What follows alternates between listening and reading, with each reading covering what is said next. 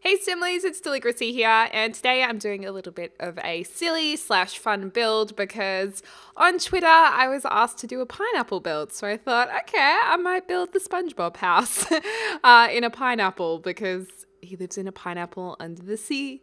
SpongeBob SquarePants. And I don't know, I love SpongeBob. Who doesn't love SpongeBob? So this is just kind of a bit silly, but a bit of fun, and yeah, I just like it.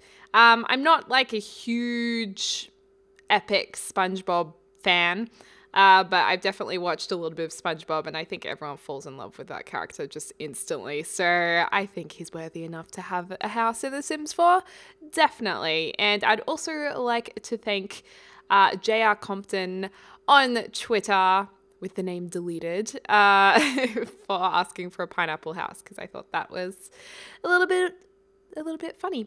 But I thought I would look up SpongeBob on the internet to learn a little bit more about him. But he's a square yellow sponge named SpongeBob SquarePants. He lives in a pineapple with his pet snail Gary. And we do put Gary into this build, although it's not a snail, but it's one of the space creatures you get in The Sims 4 when you explore space. And he lives in the city of Bikini Bottom on the floor of the Pacific Ocean. He works as a fry cook at the Krusty Krab, and that is why he's also going to have a grill in his kitchen. And during his time off, SpongeBob has a knack for attracting trouble with his starfish best friend Patrick. Arrogant octopus Squidward, Tentacles, SpongeBob's neighbor, dislikes SpongeBob because of his childlike behavior. So yeah, basically we have the pineapple build here. I'm just putting the spikes on the pineapple, and I thought that using these little wood details were an interesting way of achieving that. So I think from the front you get the idea that it's a pineapple. And I hate when you're eating a pineapple and it actually hurts a bit, like it cuts your mouth. Do you guys get that? Or is that just pineapples in Australia? I'm sure pineapples everywhere sometimes do it, but it's so annoying. But it's all right. It's all right. Pineapple tastes delicious though, so really. It's only sometimes it cuts your mouth, or it just feels like it. It just stings a little bit. Yes. Oh my god, there was a SpongeBob SquarePants movie. Since when? I had no idea. But we're also going to be making Squidward's house next door because I thought, you know, they're neighbors. That's cute. And it looked like a fun little thing to build. A nice addition to SpongeBob's house. And we are going to furnish them.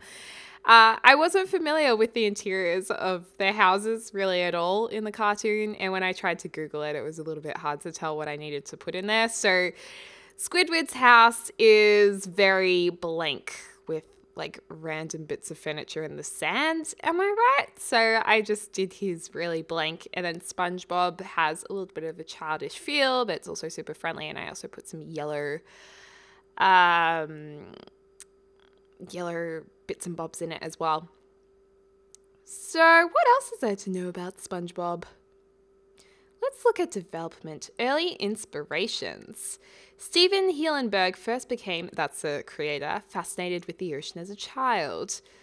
At a young age, he began developing his artistic abilities. However, these two interests would not coincide for a long time. The idea of drawing fish seemed boring to him.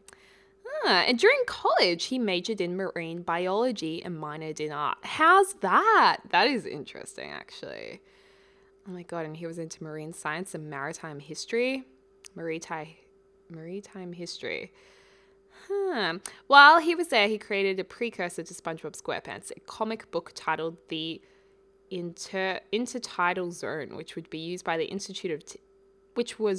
Institute to teach visiting students about the animal life of tide pools. Wow. And then eventually all of the characters evolved into SpongeBob SquarePants characters. Hillenberg tried to get the comic professionally published, but none of the companies to which he sent it were interested. Wow, how cool is that? And while he was employed at the Ocean Institute, Hillenberg attended an animation festival and determined that he wanted to pursue a career in that field. He'd already been planning on returning to college for a master's degree in art. Instead, he chose to study experimental animation at the California Institute of Arts. Wow. So cool. So Hielenberg met Joe Murray, creator of the popular Nickelodeon Nickelodeon animated series Rocko's Modern Life. He was impressed by the style of the film and offered Hielenberg a job. Oh, okay. His thesis film impressed him. Right. Hielenberg joined the series as a director, and later during the 4th season he took on the roles of a producer and creative director. So that is so cool. This guy studied marine biology and then ended up working at a university, and he made a comic that helped teach the students about sea life, which basically was SpongeBob SquarePants. And then he went to an animation festival where he decided this is what I want to do. So then he studied that, got on a different show, and then eventually SpongeBob was picked up. And originally SpongeBob, fun fact you guys, was going to be named Sponge Boy. That just sounds so wrong. Sponge Boy Ahoy. That was going to be the name of the film. Wow. Hielenberg felt that he had to still use the word sponge so that his viewers would not mistake the character for a cheese man. So he settled on the name SpongeBob. And then SquarePants was chosen as a family name after Kenny saw a picture of the character and remarked, "Boy, look at that sponge in SquarePants. Think he can get a job in a fast food place." Ah, very cool. In 1997, while pitching the cartoon to Nickelodeon executives, Hielenberg donned a Hawaiian shirt, brought along an underwater terrarium with models of the characters, and played Hawaiian music to set the theme. The setup was described by Nickelodeon executive Eric as pretty amazing. How cool is that? Oh my gosh. Oh, I missed pointing Gary out to you guys, but there was a little sea creature that you guys probably just saw before, and I don't know. I show a screenshot in a little while, and I was like, yes, that is Gary. Meow. Gary is my second favorite animated character. Number 1 is Edna Mode from The Incredibles, and then Gary. Pretty much. Who's your favorite cartoon character? I would actually love to know. Love to know. I want to read more of this, but I don't want to bore you guys with reading it. But I just find it genuinely very interesting. But that was just off Wikipedia. So yeah, this is SpongeBob's little house, and you can see the yellow bits are meant to look a bit SpongeBob-y. And there is a little bit of a childish vibe because he has a treasure chest, toy chest, and I just thought that was kind of a nice little nod to him being a bit childish, but also the idea of treasure being under the sea. It's kind of a bit beachy. And this is Squidward's house, which is just really plain. It's a bit boring, really. It's just plain sand and sandy colored walls, but it's actually a pretty good layout, if I don't mind saying myself. And I did realize both of them had single beds, so I got rid of the doubles. But it's an interesting orientation of a house. I mean, you could definitely make this into a kind of cool octagonal build. I don't know, maybe I will do an octagonal build, like a legit one at some stage, not a themed SpongeBob one. And there's the kitchen.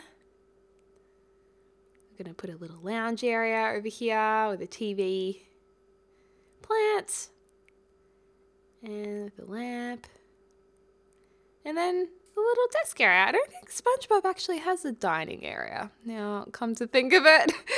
Oh well. But anyways, here you go. There are their houses. Let me know what you think. I know it's a little bit silly, but I thought it was just a fun thing to do in The Sims 4. And here are the interiors as well. With SpongeBob's house first, and then moving on to Squidward's. Oh, there's Gary. Meow. With 3 eyes instead of 2. I mean, it kind of looks like Gary, except for the fact that it's blue. And this is Squidward's place, which is very plain, minimal, modern, with a bit of blue because we're clearly under the sea. And he's got a desk area as well, and that nice big window at the front, which is the mouth of the building. So, oh wait, or is this the starfish's house? No, it's Squidward's house, isn't it?